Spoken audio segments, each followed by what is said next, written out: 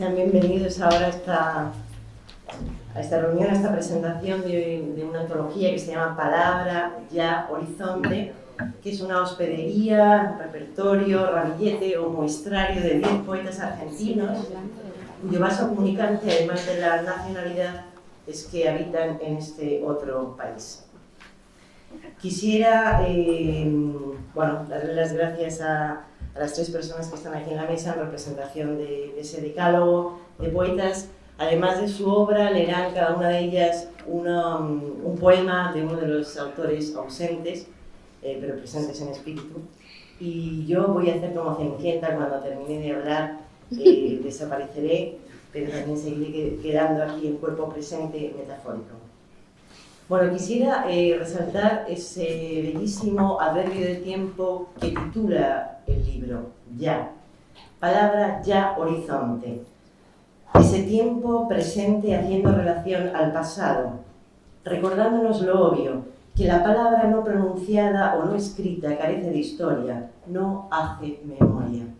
Y horizonte, disculpen lo pedante, pero es que a veces las etimologías nos ofrecen perspectivas salvíficas. Bueno, igual salvífica es un poco hiperbólico, pero me lo conceden.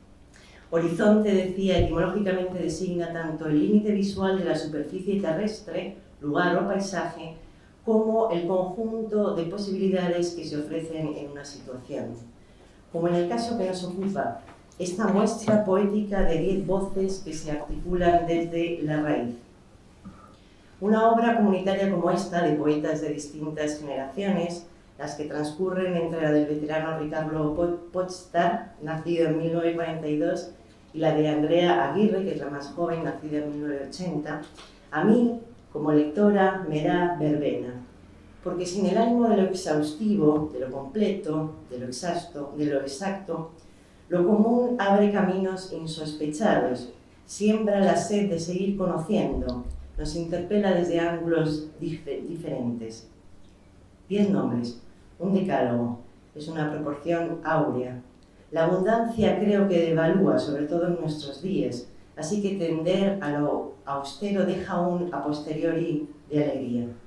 Neus, Andrea, Arturo, Aníbal, Emma, Rodrigo, Laura, Cristina, Viviana y Ricardo.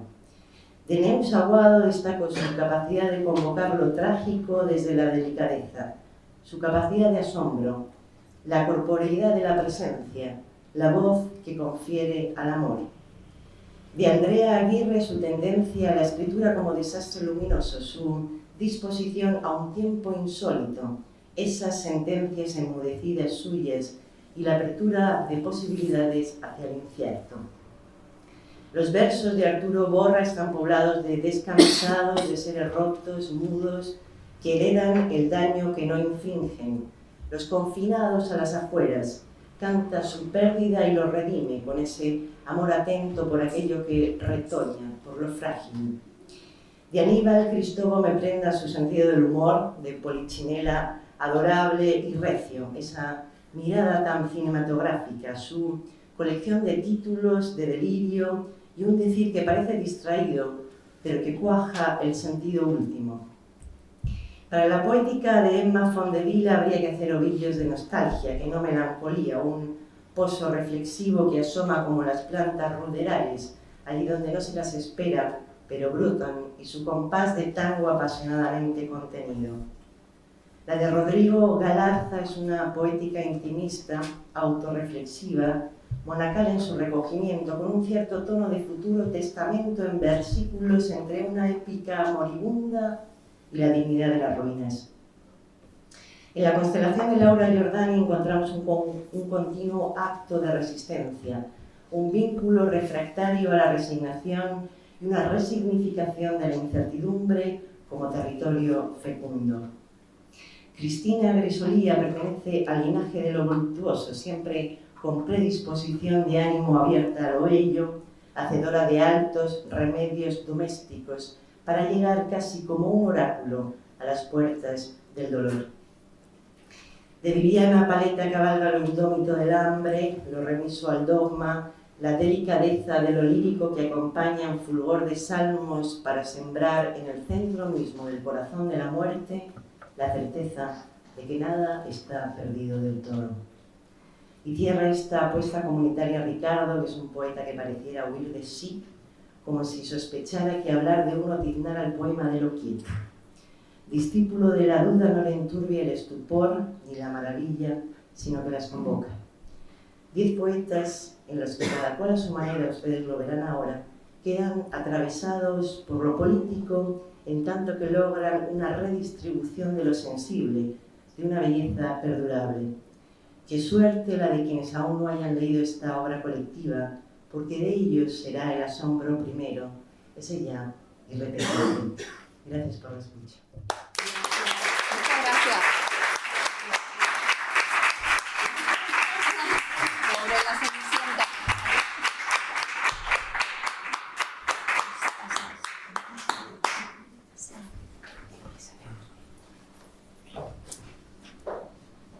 Bueno, hoy el carruaje se deshizo antes del tiempo, así que nos quedamos, después de escuchar esa bella presentación de Esther Peñas, con 3 poetas que, digamos, son la cara visible de esta antología. Ellas son Laura Giordani, poeta cordobesa de Argentina, nacida en el 64, Neus Aguado, Cordobesa. igual cordobesa,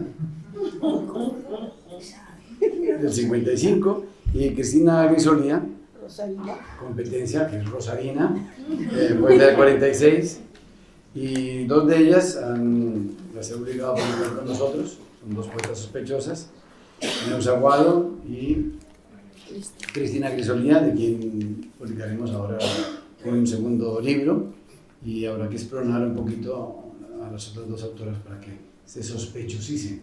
Es todo vuestro escenario, y ahora sí, después de que ellas acaben, no porque acaben rápido o despacio, pero cuando acaben, nos abrimos una copa de cava y nos preparamos ya para mañana, que es el recital de clausura. Así que os dejo en manos argentinas.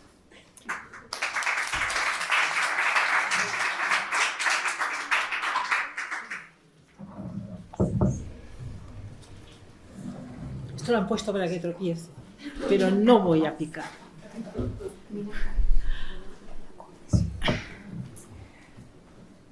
Muy buenas tardes. Bueno, primero darle las gracias a Esther, aunque esté corriendo por las calles de Barcelona, y por su presentación. Dar las gracias a Animal Sospechoso, a todo el equipo aquí presente. Dar muchísimas gracias a todos ustedes por estar aquí esta tarde. Primero vamos a leer, como os ha dicho, a los que no han podido venir o por distintas circunstancias. Yo leeré ahora a Emma Fondevila.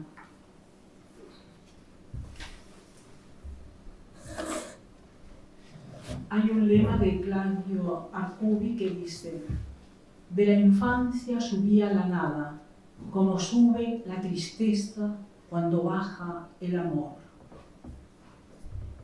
Sin cargo alguno de conciencia, regreso al pozo primigenio, a la silenciosa placidez amniótica que marcó el momento decisivo de mi vida.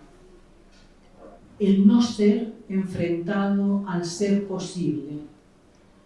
Desafiando a la corriente, navego por mi torrente sanguíneo, intento alcanzar el balbordo feraz, reproducir las sensaciones previas al descenso, vértigo, salto de fe, reproducido en sueños tantas veces, la caída por un jameo tenebroso hacia la luz cegadora, a la que llaman vida o utopía. Emma Fondevila. A continuación leeré un poema de Viviana Paletta.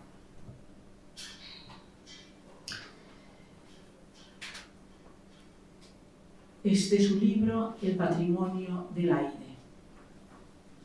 La mujer que fui quiso vibrar como hoja de espada una gota en el caudal del mar, luz de linterna adormecida.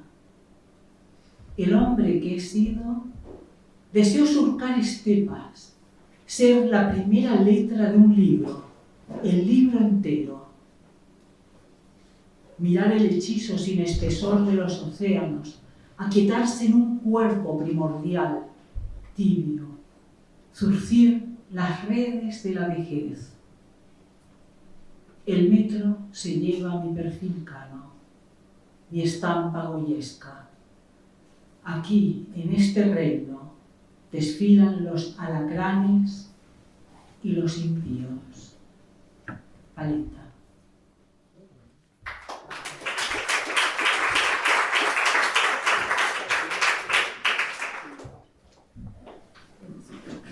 Bueno, reitero, no quiero repetir las gracias que han dado a todos ustedes, al festival y a Esther, a Cenicienta.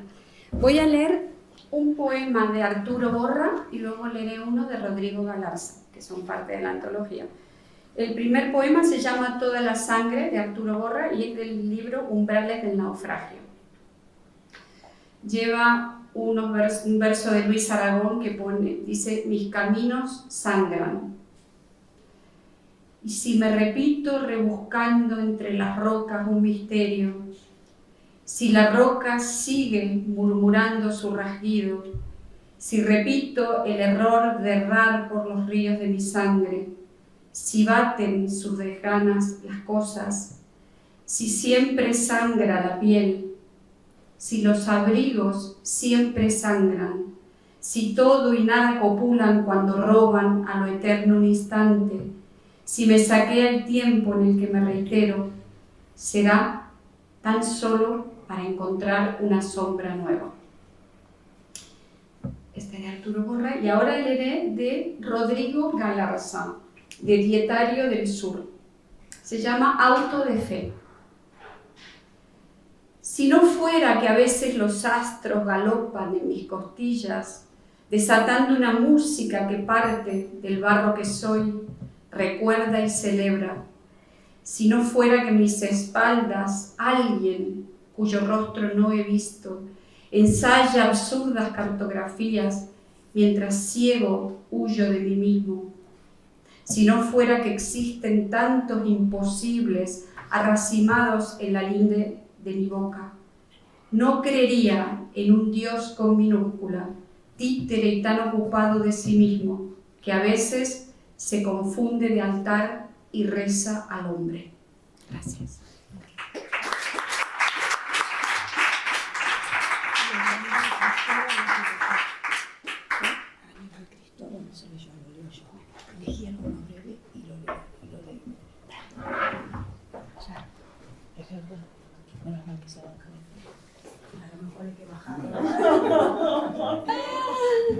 La chiquitita. Gracias.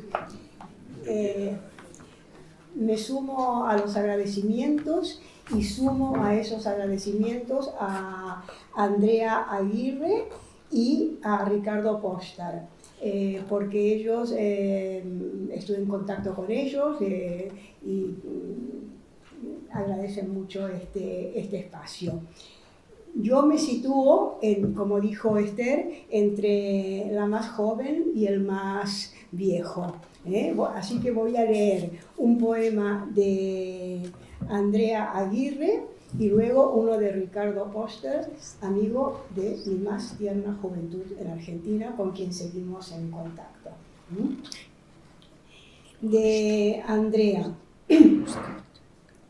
Una noche de otoño aquel viajero extrajo de su entraña la alegría. Nadie supo jamás por qué su ausencia. Él ya nunca escuchó brotar la sangre de todas nuestras manos laceradas, de los restos de un hogar desahuciado. No volvió a ser el mismo tras la huida, enclaustrado en los años del silencio. Las palabras solo existen en algunos idiomas.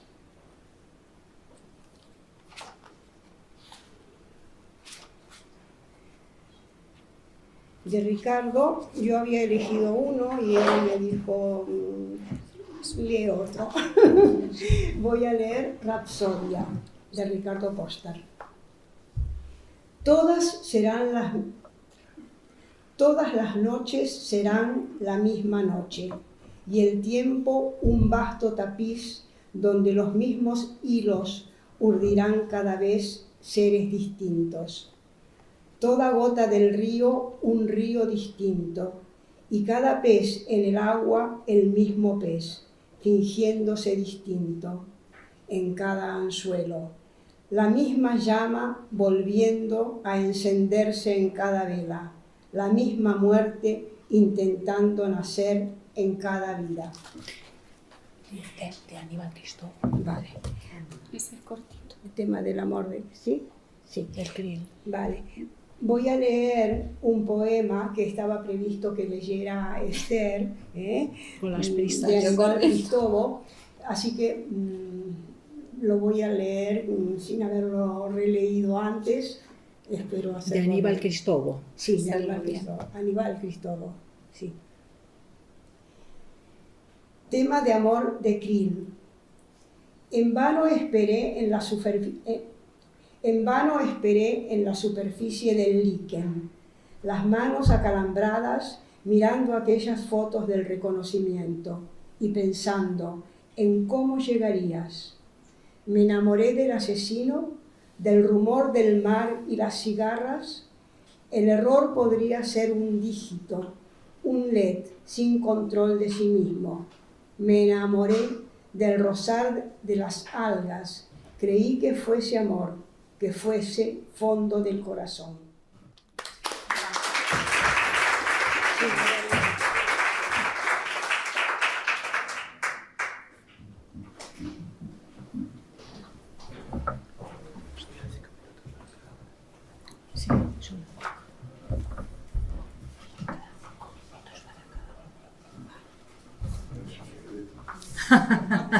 Que solo nos quedan 5 minutos para cada una.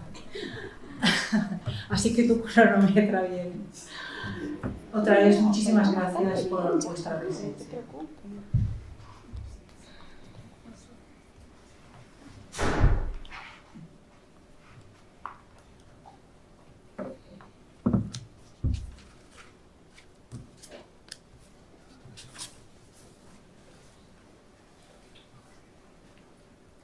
Como una araña impasible detrás de los cristales, están mis sentimientos escondidos en tu mirada. No se mueven ni que los golpee el tiempo. Inmutables en el lagar del vino más rancio, esperan que alguien rompa el espejo y no esperan. Están allí incrustados en un cristal purísimo. Y no existe para cortar el diamante más fino.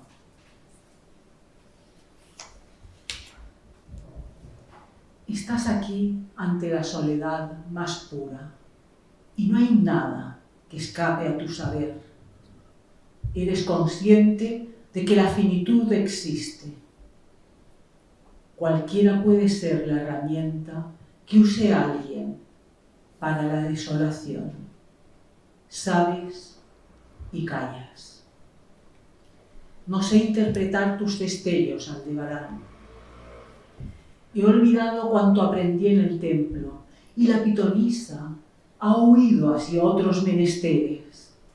El oráculo es un pañuelo de seda blanco, el oro que esparce la divinidad.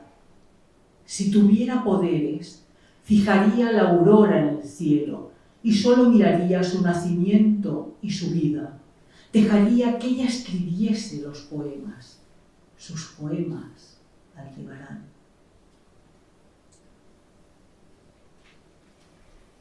Nec metu, nec espe, sin temor ni esperanza. Alumbro con una linterna de bolsillo esta mi casa que cobijó mi ira. Alumbro con una linterna de bolsillo esta mi casa que cobijó tu ira. Me parece muy distinta, casi deshabitada. La ira llenaba todos los rincones y ahora ni siquiera hay tristeza. Solo vaga la divisa de una dama italiana que se refugió sin temor ni esperanza en los libros de horas, en los iluminados. Un día de fiebre soñé una casa solariega con las persianas entreabiertas, marcando el paso del sol y la belleza. Tú me dijiste que la habías visto a la misma hora. Seguramente no fue a la misma hora. Seguramente no fue la misma casa.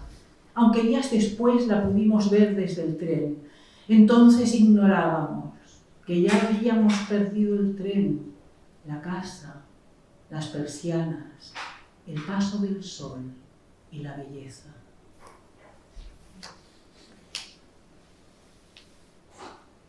Cuando me presentaron a la abuela paterna, ella ya no conocía. Solo preguntaba por su hijo Juan, su predilecto. ¿Lo han abandonado? Quizás sí, quedó solo en la tumba. Ella no lo supo, pensó algo peor. Nunca supe qué.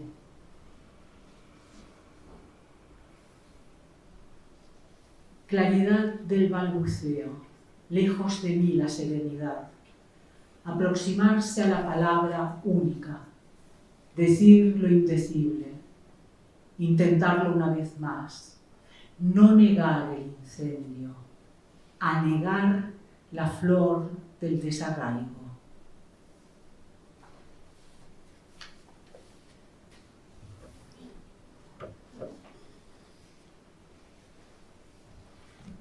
Cuando pese menos que el agua, en las soleadas playas del país sin memoria, cubridme la envoltura con una manta a cuadros, como la de los viajes transatlánticos, e improvisad una pira en la orilla.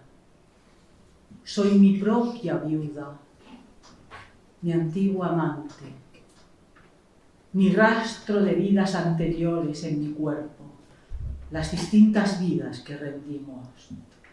Hay otras vidas, pero están en esta. No llevaré anillos ni pulseras, la fragilidad de la despedida en la mirada sin ojos, cuando me quede dormida en las arenas.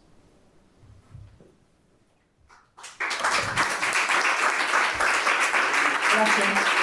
Estamos avisando. Avísanos, ¿eh?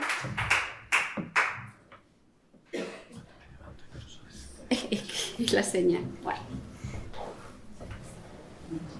Bueno, voy a leer estos poemas que pertenecen a distintos libros. Empiezo. Tiene una cita de Clarice Lispector que dice: tenían como una lepra la infancia devorándoles el pecho. Tormentas de tierra, sulquis, escuerzos, las tazas que habían venido de Europa descascaradas, las fotos de niños ya muertos, las paspaduras, el primer vello en el pubis, fruto que se volvía extraño, la infancia, un carozo de durazno trepanado por hormigas negras, papá silbando en el patio mientras quema sus libros, todas las memorias amarilleando bajo el cráneo. Nostalgia, esta dulce podredumbre en la espalda, esta pútrida dulcedumbre de las palabras que no mueren del todo, como esas hojas que antes de desaparecer agonizan juntas, en parvas, exudando el fervor del verano y la savia. Pájaros. ¿A dónde van a morir los pájaros? Sus pulmones calcinados de vuelo, ¿por qué sumidero celeste o antinido se fugan? ¿Desde dónde esa caída de estrella discreta como la muerte? Cielo y tierra se tocan porque existen ellos, trazando esas líneas invisibles que unen la sangre al relámpago, la garganta a la lluvia, las plegarias de la madre al desastre inminente. ¿Qué ciudad de hormigas reclama su sombra? ¿Qué viento se lleva sus huesitos blancos, naufragados en la altura hasta hacerlos transparentes? ¿En qué momento de nuestra ceguera se desploman? Ahora voy a leer un poema de Mancaterra que es un poco crítico. Tu cuerpo exquisitamente depurado no dejará descendencia. Arderá en un tanatorio de las afueras sin la mano de una hija que te cierre los párpados. Tus animales son sacrificados en granjas lejanas, lejanas por la convulsión al recibir la descarga. Saquearon la despensa de los ancestros, olvidaron pisar la hierba mojada. En la hora final, grababan en sus cámaras el colapso y escribían #último día, #la caída, #apocalipsis. También escribieron revolución en sus iPhones fabricados por manos esclavas.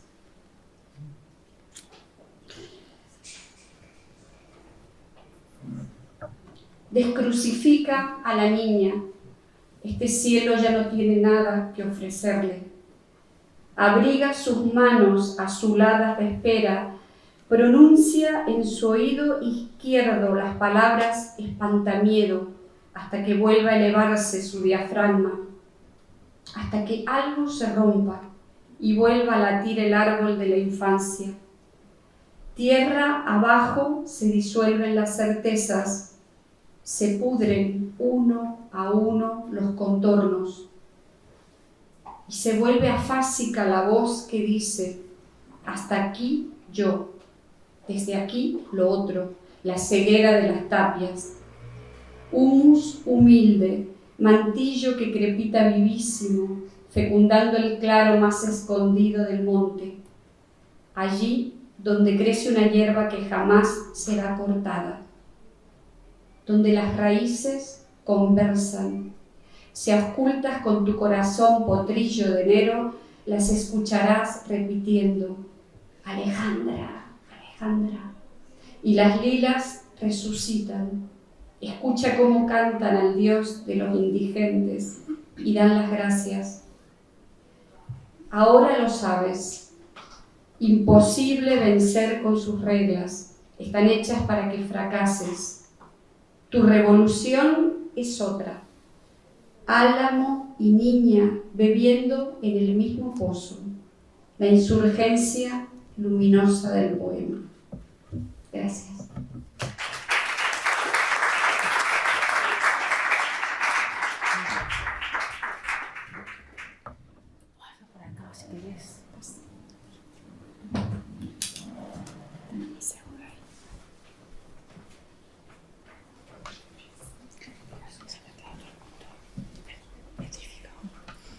Como Laura, también voy a leer poemas de diferentes libros, es decir, de diferentes épocas. Llanura. Culpable de habitar la abrigada solapa de las cosas, mira la amarilla llanura. El viento la desprende, la deja sin raíces, sin bóvedas, sin puertas.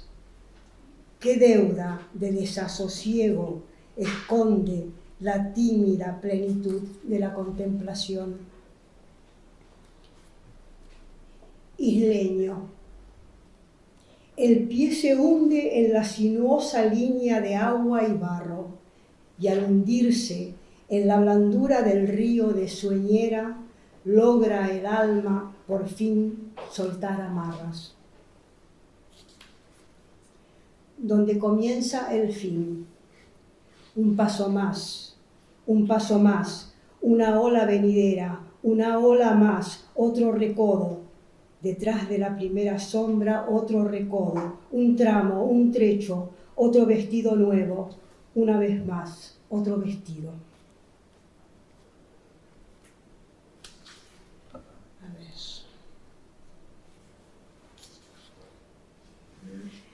Hasta oír los golpes y sus vozarrones, no supo la forma y la función de la viga. Había, adolescente, leído Carpinteros al SAT. y pasaron viviendas como riadas. No supo la construcción de una casa ni su demolición, solo el parpadeo de puertas ilusorias, de instintos hacendosos encubriendo el tiempo que nos tocó vivir entre mullidos libros y la feroz ausencia de los patios. Intransportable, hasta mirar sus ojos de carcoma, no supo los barnices de la reparación.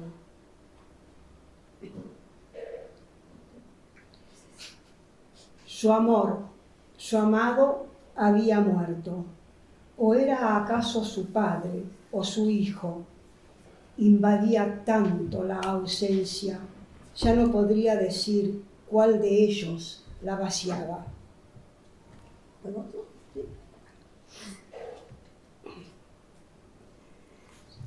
Tal como suena un yunque de orfebre, se oyen latidos de palabras. Todos se han ido, abandonaron las habitaciones y no importó el postigo mal trabado. Una sílaba o una vocal ensartada por el acento, sin hacerse entender, repican indiferentes a la ausencia. Vendrá el tiempo del convencimiento. Tantos martillos como golpes sobre el metal darán forma y resplandor a las paredes, preparadas para el retorno.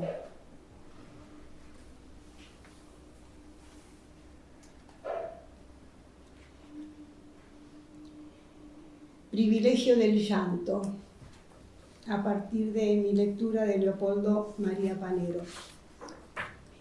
No es necesaria la verdad, no es pan de cada día ni hambre de cada noche, no allana el dolor ni resquebraja muros, porque la muerte es lo contrario al llanto, dijo o escribió y supo.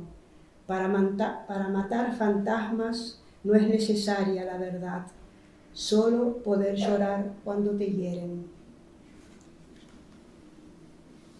Tiemblan las baldosas de un bailongo, dice Discépolo. No volveremos a cruzar las esquinas, a transitar la diagonal del tango quebrada en el compás aquel donde chirrió el violín en tu cadera.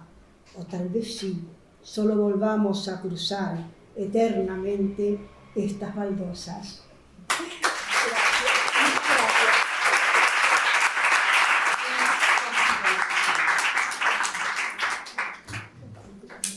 Bueno, ahora sí, el Cava, pero antes, mañana a las 12:30 tenemos la última lectura de Germán Jaramillo, que nos llenó los últimos 2 nocturnos del festival.